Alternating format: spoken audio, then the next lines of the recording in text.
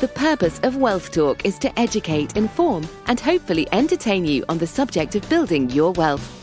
WealthBuilders recommends you should always take independent financial, tax, or legal advice before making any decisions around your finances.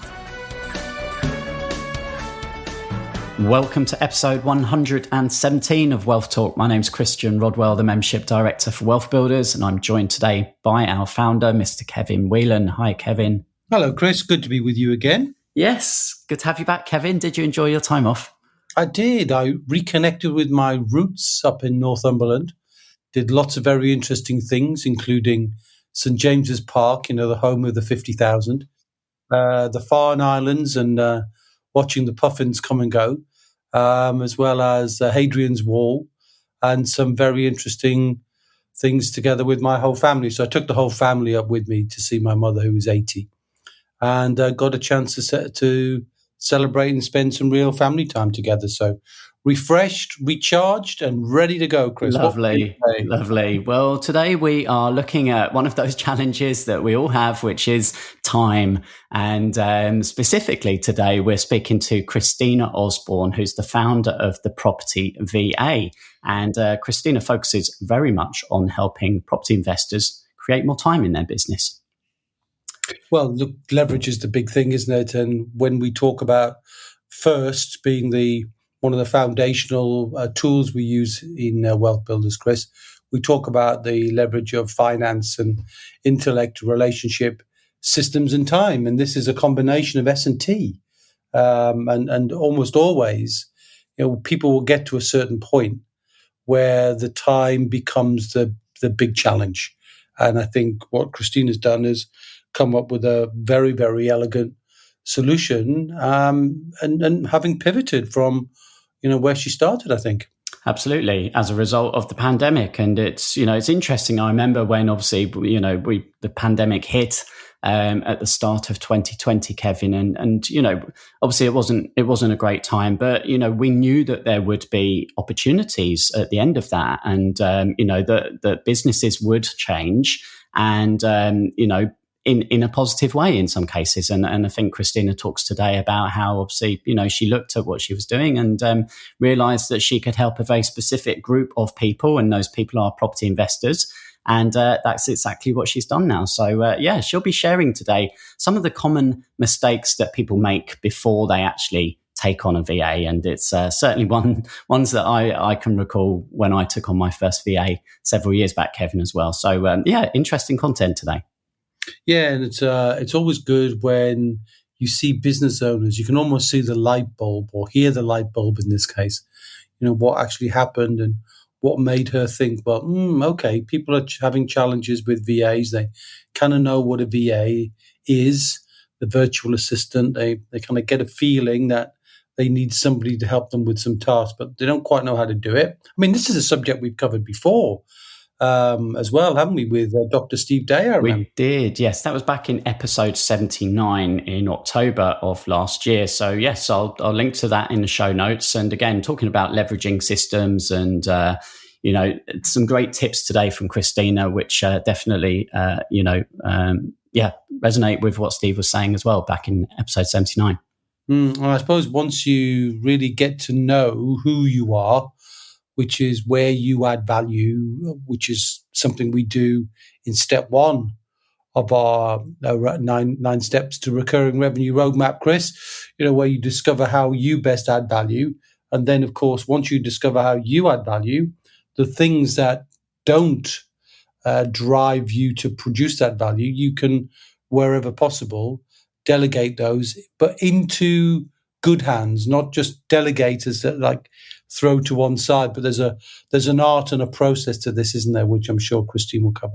Yes. Okay. So let's not hang around any longer. Let's head on over to our conversation with Christina Osborne. Christina, welcome to Wealth Talk today. Thank you for inviting me, Chris. It's really exciting for me to be here today. Yeah, no, we're looking forward to hearing more about your business, Christina. And your business is, of course, the Property VA. And many of our listeners on Wealth Talk are in the property world. They are property investors. So we thought it'd be really nice to to hear from you and your experiences of working with property investors and how specifically you're helping them to create more time and more freedom. And we're going to go into some of the reasons behind why you started your business. So why don't we start there, Christina, and give our listeners a little bit of a background to yourself? Absolutely. Thank you for that question. I wasn't always called, well, the business wasn't always called the Property VA. It had been more like a generic, I would say bland VA sourcing service. But when the pandemic hit, I found an opportunity to basically niche my offering and niche my target market, seeing as 90% of the clients I was working with were already property investors. I did a quick pivot, changed my previous business name and now called it the Property VA, and focused on just helping property investors succeed more in their property businesses. Yeah. And why was it that 90% of your clients were in property? Is that because you were in property yourself, or were you hanging out with a lot of other investors? Probably both of those are true. So I didn't intend to run or start a VA business before I got into property. But once I was within that network, I did end up hanging out a lot with quite a few property investors in networking meetings. It would be a natural conversation that would come up, them asking me, so where am I from? And when I mentioned that I'm from the Philippines, that always, it got a lot of interest from investors, because either they themselves work with VAs from the Philippines, or that they know somebody who works with a VA, or they might be slightly jealous that they haven't got a VA from the Philippines. And so can I help them find one? So essentially it just started by me informally helping a few investors with finding VAs from the Philippines, from which point I thought I can start a business out of this. And that's how it started. Yeah. So, identifying a problem there that people were having and offering a solution, which is always the starting point, right? So because we're going to focus a little bit on some of the common mistakes today that people make before they actually hire a VA to help people, get ready for that moment and make sure that they do it the right way. But could we just perhaps run through some of the most common tasks that a property investor might use a VA for? I think for the most part, what investors approach me for in terms of needing a VA for help, it's almost always the most time-consuming and low-value tasks that are just not the best use of their time. And it's stopping them from focusing more on the side of properties that bring in the most value and return for their time. Typically, this would be either spending time on social media, responding to questions, or maybe posting on social media. That's generally a task that a lot of investors find tedious to do. It's that, and often bookkeeping, admin, and email management. Myself, I've found that it's not just the boring tasks that are best outsourced to VAs. I've found that it's the lead generation tasks that are as well boring and time consuming, but not just low value, because they actually return a lot back to the investor in terms of the opportunities that then the VA finds for them. It's really a task that I would like to encourage more investors to discover and utilize when using a VA, and not just using a VA to answer emails or use a VA to go on Facebook and, respond to comments and messages. You can actually use your VA to bring in tens and thousands or hundreds of thousands of pounds of opportunities to your business. Yeah, that's really interesting, actually. So have you found, Christina, actually in some cases, when your clients have started working with you and your team of VAs, that in fact you're almost educating them a little bit in how to improve their businesses in terms of the systems, the processes, the way that certain things are done? I like that term, education. I understand that what I am doing is, in fact, educating my clients a little bit, although I don't say the word education. I probably just say maybe I can guide you better on how to work with your VA more effectively and utilize them, to bring more opportunities to you. But you're right. I've heard far too many stories of property investors being frustrated with their VAs. And ultimately, a lot of them actually are open and honest enough to recognize that maybe the frustration is caused by themselves and not just the VA. And this is where, calling myself the property VA, I need to look at both sides of this working relationship. One is the investor who's got an objective, who works a certain way and has maybe a cultural and educational background that is far, far, far different from where their VA is coming from. So the Philippines is a third world country, even though the VAs are, they're very highly skilled and highly motivated to work as best as they can for the property investors. And still failure can happen if, both are not managing their expectations in the right way, so that their working relationship is one wherein everyone is happy with everybody's work output. So I think that leads us on really nicely to giving some tips really for our listeners as to, what should they be doing in order to be ready to take on a VA. And you talked about some frustrations there. And I know from my own experiences in the past, when I took on a VA, my first VA was a few years ago, and I found myself almost struggling each day to find new tasks. And it became almost a task in itself to find tasks. So how can someone go avoid that happening? Okay, I think specifically with the frustration of finding tasks as being task itself, I would say that comes in with my first tip, which is having systems in place. With systems, people are often scared of that word because they think it's very technical. You must have some kind of super technical or specially designed system in place before you can call something a system. Does that make sense?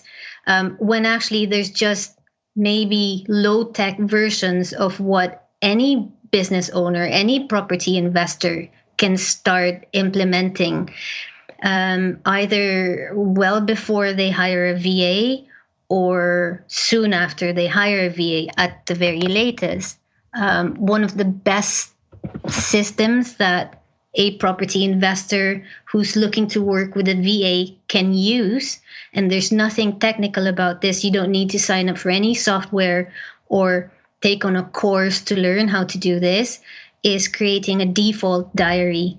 A default diary is where, you as a business owner can tame the mess of delegation. Because today you might say, can you work on my email list? And can you do some bookkeeping? Can you get on Facebook? Can you get on LinkedIn? And then tomorrow the VA sent you a message, what am I going to do today? And then you go, oh, I don't know, maybe you can start to go on Rightmove and find this and that property. And so you're not only not utilizing your VA's time and skills the best, you're also eating up your time just to have to think about what to delegate to a VA. But with a default diary, and it's very simple, really, it's nothing technical at all. all you're doing is you're blocking tasks and times together. So it could be a daily blocking or a weekly blocking. A weekly blocking might look like Mondays are marketing days, Tuesdays are bookkeeping days, or a daily blocking might look like 9 to 12. I need you to be on social media and just do social media work. And then in the afternoons, I need you to go back onto back end and admin and, sort out some filing. Essentially, what a default diary does is, even without any technical knowledge of how to create an outsourcing system, you've tamed the mess of delegation just by blocking time, creating blocks of time to focus your VA's work into very specific and consistent and regular schedule as well. So every Monday she's doing this. You don't have to think about it. You don't have to spend half an hour of your time communicating instructions to the VA. So that's one of my favorite tools to work with a VA. Yeah, that's a really good tip. And we know that often people feel like they're just too busy to even take on a VA, right? They're just too busy. They haven't got time to even think about it. Do you ever say to people about actually tracking their own time? So understanding the tasks that they're doing every day, every week, every month. And then what are some of the first things, I think you maybe touched on them earlier, but some of the first things that they can start to release? I think it's a bit of a chicken and egg situation, because if you don't spend time to sort out your own lack of time situation, does that make sense? In order for you to delegate to a VA, then you'll never get round to actually delegating to a VA to then solve this situation you're in. And believe me, it's everyone's situation before they hire a VA. I think I've never heard of anybody at the point of, being organized before they hire a VA. So actually, your situation is probably more typical than you'd think. But having said that, how would you actually go about it? Because you're already time poor, and you need to eat up even more time from your lack of time to work with a VA. For this type of investor, I would recommend that you don't have to delegate everything today. It's a bit like untangling a big ball of knots. You just have to attack one thing at a time. So this could be the most time-consuming but least technical task that you can outsource to a VA would be a good place to start. So this could be a backlog of emails, or this could be your Google Drive is in such a mess right now, and with very few instructions, you can delegate that to the VA straight away. And that's already going to save a lot of your time. Just even knowing that there's a little bit more organization in your business, mentally that frees up a lot of things. And so you can proceed with more clarity step by step. So you don't have to have everything organized before a VA starts. And this is where I think people stop themselves from wanting to delegate and outsource some business tasks, because they feel like I need to have systems in place, or I need to be super organized, when actually they're just going to stop you from actually achieving the very thing that you want to achieve. So start small. Start with the most time-consuming but least skillful task that you can delegate to a VA. So you say start small there, Christina. So what would you recommend to someone in terms of like how many hours or days per week they might need, instead of just going straight in and having a full-time VA? How do you work with people? What are the first steps to kind of ascertain what's the right level of support they need? I would recommend that business owners consider the cost aspect of hiring someone less than a part-time VA, because a part-time VA, although they've got 20 hours for you, and to some business owners that's more than they need, they only maybe need 5 or 10 hours. The cost of hiring a freelance VA from Fiverr or Upwork, for example, their hourly rate is what you can achieve by hiring someone who will work double the amount of time. So yes, some investors might say, look, I haven't got the resources to work with a 20-hour VA a week. But I would this all matters. This all depends on the individual situation of the business owner. But I would recommend that if you're serious about really freeing up your time and running your business like a business owner and not a self-employed person, that you do need to sit down and think about where can a VA most be of help sorting out and releasing that time off you. And 20 hours will soon be filled up with some tasks that you may not have, thought about that you can delegate. So I'd seriously consider, not just hiring a freelance VA to attack some of those areas in your business, but because for the same price, you can take on a part-time VA. Does that make sense? Yeah, it does. It does. Now, one of the other questions that people might have, Christina, and you may get asked this, is around security, trust. Where are the VAs? Obviously, they're in the Philippines, but how do we know where our information is? So, what would you say to anyone who's kind of worried or concerned about that aspect? As with all other parts of delegation, you don't give everything out all at once.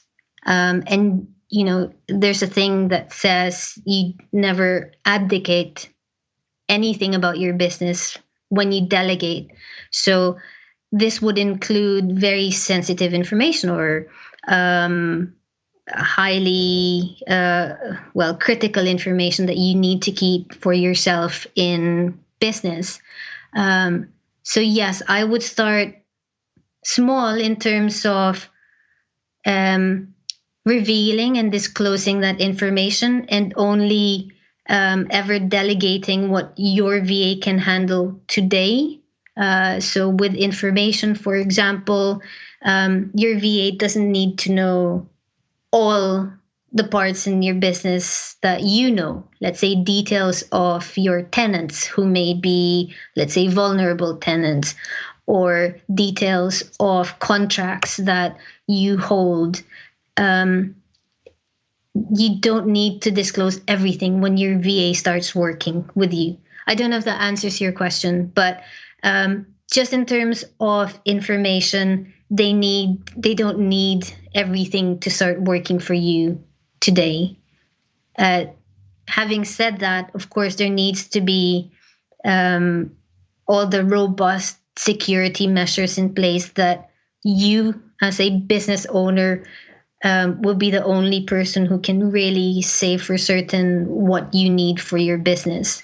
I would never outsource that technical decision making to, let's say, someone from, your VA, for example. Like, you don't need to discuss this with your VA. I think you should get the proper advice from, the right people for that. Yeah, and there's various password kind of tools online, such as LastPass. So you can give permissions, can't you, to different aspects of your business, different softwares and accounts and things like that. So yes, so a little bit at a time in terms of what you give your VA access to. So if that includes using password softwares like LastPass, then yes. Okay, so I think it's been really fascinating actually listening to your story of how you've built this business, Christina. And is there anything else that we've not covered which you think is important to share, especially around the aspect of getting ready for taking on your first VA? Yes, and I do wish if I can say one message to property investors out there looking to hire VAs, is before anything, before having systems in place, and before even thinking about being mindful of cultural perspectives of working with someone from a different country and a different culture, is for property investors to really understand how their expectations will matter when it comes to working with a virtual assistant. So that is to say, it's very important that property investors know and manage their expectations when working with a VA. It's easy to forget that as property investors, you may have spent thousands of pounds in educating yourself in property, whereas your VA will, no matter what training they've had, their training will not match the property education that you received here in the UK. Likewise, VAs cannot replace you. So I often get stories from property investors where they've delegated this and that task of finding so-and-so sites on Nimbus, but then they come back and go, well, this isn't what I was asking for. But that's a bit like you've basically you've delegated the decision making to your VA in finding those sites, whereas to you probably didn't realize as a property investor that you were giving or handing over the business decision making to your VA by outsourcing, site finding. But there's a simple tweak to overcome that. And I would say there's as investors, we need to see a clear distinction between tasks where you give it as a checklist-based task and tasks where you require the VA to make decisions on your behalf. And it's a simple distinction to make, but a very crucial one, especially when it comes to decisions that are, well, either going to cost your business thousands of pounds or cost you a lot more in lost opportunity or missed opportunity because your VA has filtered out sites that, you've abdicated that decision making to her, basically. Christina, if any of our listeners want to find out more about the property VA services and social media, where are the places online that they should head to?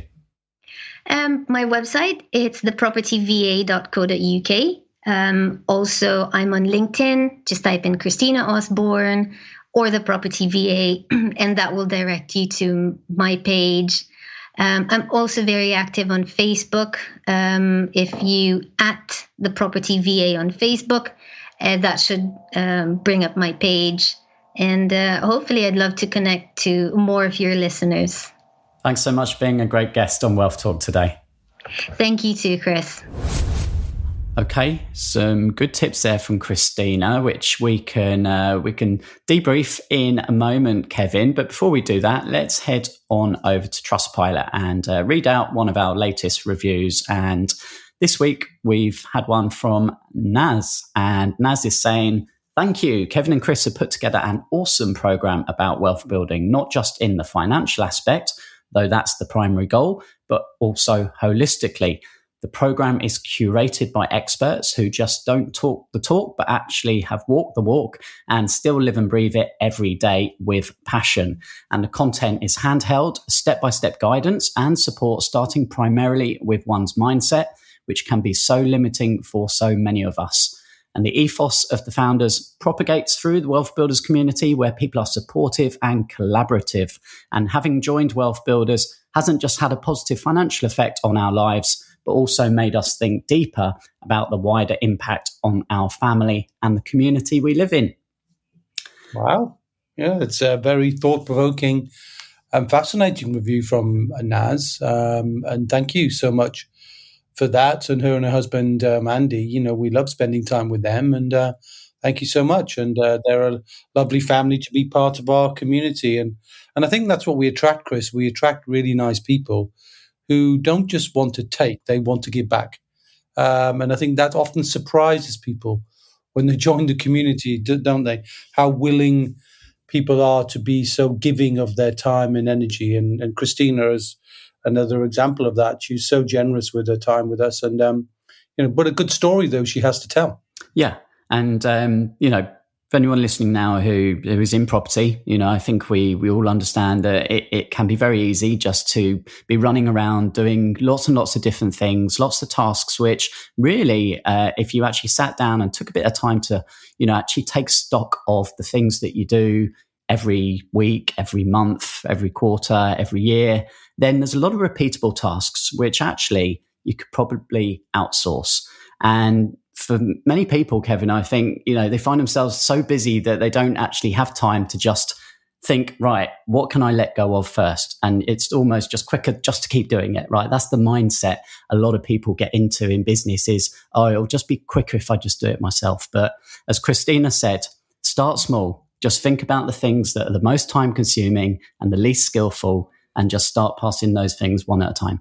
Well, I think you said this before, Chris. I know you, in an earlier iteration of yourself, you made the same mistakes, didn't you, really? You kind of found yourself trying to find in the same day tasks for the VA to do. You felt sort of almost an obligation because you decided to take one on. But I think the way Christina says, and certainly where we think it's really powerful, and we use systems in our own business, one of those doesn't really matter what you use, but we use something called Time Doctor, which is essentially for all of our staff to record, not in a sort of a detailed time management way to clock people in and clock people off, but to understand what tasks they're spending their time on, so that we can best understand how people do their jobs and to make sure they're doing them in the right way, where they are best suited based on their skills and their inclinations. And I think it's the same here, that if you kind of take some time to track your time, understand the blocks of activity that you're doing. I think she called them very nicely, actually, untangling knots one at a time. But if you can kind of do that, work out the thing that's the most frustrating, or the thing that you procrastinating, your procrastination's your friend. You can feel it when you feel like you want to put something off. That's probably something you want to get done, because I think, when you get to a place of that frustration, that knotting, it is a knot, actually. I think she chose the word really, really well, that sense of frustration when you're procrastinating something. That's definitely something to get sorted. And if you can allocate that to somebody else, because it's not your natural thing to do, the thing you love to do, provided it's not absolutely critical and only you can do it, but that takes time. And you have to almost take time before you take on a VA. It's catch-22 in some ways, isn't it? That on the one hand, you're time poor, but on the other hand, you've got to slow down to take the time to do that effective delegation in a much better way. And look, this is true when you take on a member of staff. It's true when you take on a new person to fill a strategic role in your business. And we do that, don't we?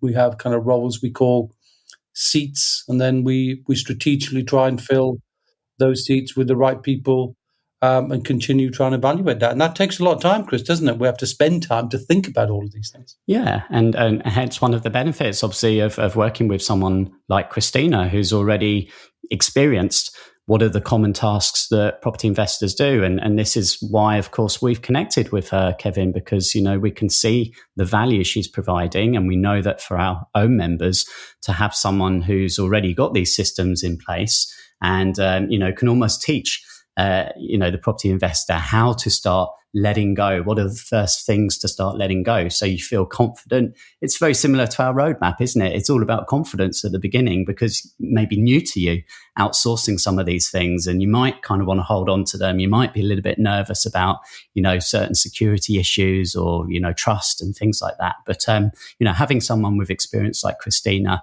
can help you. And, I think that's a really good first step. Yeah, I like the way she's, as I said at the beginning, Chris, she's pivoted from being a kind of a sourcer of VA services. Obviously, she's used her knowledge of the Philippines, being a Filipino herself, but, she's definitely used that skill and seen the challenge of people who do property. She calls people property investors. So you hear her use the language of investor right the way through that. So just to avoid the confusion, if it's possible there, the word investor, she means somebody who's interested in using property as one of the pillars to build their wealth. And I think she's nailed that. And to get to a place where she's saying, hey, I can help you work by delegating tasks to VAs to help you build your property portfolio, or to help you find and source property opportunities. Not to replace you, but to enhance you, to take care of some of the things that are time-consuming things. And there's lots of tools around that she's familiar with. I think she even mentions one of those, Chris, that we had recently on podcast, which was Nimbus, which is a piece of technology, again, that she knows well, and she can teach people on that. But when did Nimbus come up, Chris? That was fairly recent, wasn't it? Yeah, we interviewed the co-founder Paul on episode 110. Again, link to that in today's show notes if anyone wants to find out about that software. Yeah, so it's back to the combination of leveraging technology and then leveraging other people, and that's where the real skill comes in. So if you've got somebody who knows what to do, and I think it's not just helping you, but also I think she makes a very elegant point too, that when you're dealing with someone from a different cultural place, they may not have the same knowledge as you, as she says that, but also she can then teach them how to work effectively with you, because she knows so many of these tasks, not because she's a property investor herself, but that helps. But she works with property investors. So that sort of accumulated wealth and wisdom of questions that she's being asked continually, she can then train VAs to perform those tasks so that you don't need to necessarily do it on your own. So I think it's a great service. And like many things, Chris, and the NAS testimonial there, that sort of very nice thing she said about the way we were a collaborative community, I think there's definitely room for us to be collaborating with Christina here. I think there's a way to try and bring this service in a very effective way, not unlike the way we're doing with Neil, who will be working. Actually, this week, Chris, will be sitting with Neil, won't we, talking about Wealth Builders for children and teens, and trying to bring that program to life. I think there's every reason for us to want to collaborate with Christina to try and bring a property service to life. So, looking forward to that. Absolutely. Yeah, it's Pillar 7 joint ventures. We're very open to co-creating and collaborating. If anyone's got any ideas, then please do get in touch with us. And there's multiple ways, obviously, to get in touch with Kevin and myself. Either send an email to hello@wealthbuilders.co.uk, or just hit us up on the socials. We've got the free Wealth Builders Facebook community. Just search in Facebook for Wealth Builders. And we're on LinkedIn, all the usual places, Kevin, as well. So we're very easy to get hold of. We're very easy to get hold of, and we want to be accessible to people, and we love to do that. And one of the things that I would say is, if you've been listening to the podcast a while and you've got an idea that you think you can help people build wealth, that you can collaborate, you just don't have a community yet. But let's be clear about something, though, that I think was good here as well, Chris, which is almost circling back to the beginning. What Christina did was she started her own business slowly. She tried it, she tested it, she kind of ironed out all the creases and the cracks, and then she got the proof of concept, didn't she? But so many people reach out to us and they have an idea, don't they? They have an idea of a business. Well, we don't really have the time and the inclination to look at the ideas so much, really, Chris. We need somebody who's already tried and tested the idea, and the idea works. And if the idea works at some level with a few people, and you can always test it out with a few people, we always recommend you do that. Then if you've got an idea that's working at some level, then we might be able to work with you, collaborate, and give you more leverage. And that's an important thing. So one of the fastest ways, I often say, to get into the flow of a consumer base, a customer base, a new database of potential connections and clients, is to get into somebody else's flow. And we're always willing to let people come in and share our flow, Chris, as long as they've got a good business idea that at least is working at some level, rather than something that's brand new, that nobody's even thought of yet but them. So because those creators can go mad, can't they, with 15 ideas before breakfast and then 3 before lunch and then 20 more overnight when they start to reach out for the notepad again. Yes, they can, Kevin. We know how the wealth dynamics work, and what a great team we are, hey, grabbing all those ideas and putting them into practice. Well, I suppose that's my job, to come up with them. But then, that's the whole idea, is that we test it out, don't we? And I think this is a great one to test, and we're looking forward to collaborating with many more people on the wealth building journey for the future. Because all we really want to do is try and help make the journey from financial insecurity through to security, then on to independence, the most enjoyable way it's possible to do, with the fastest way and the safest way. So we get there with certainty, we get there with confidence, but we get there in a way that isn't DIY'd, it isn't done on our own.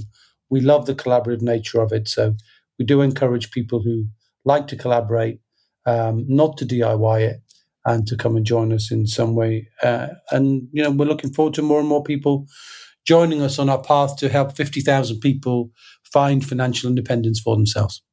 Indeed we are. And this brings us up really to our summer break, Kevin. So we'll be taking a few weeks off for August, just focusing on our Academy members, also just taking a bit of time to recharge. But we'll be coming back with more episodes of Wealth Talk, continuing back in the beginning of September. So we hope you enjoyed listening to today's episode.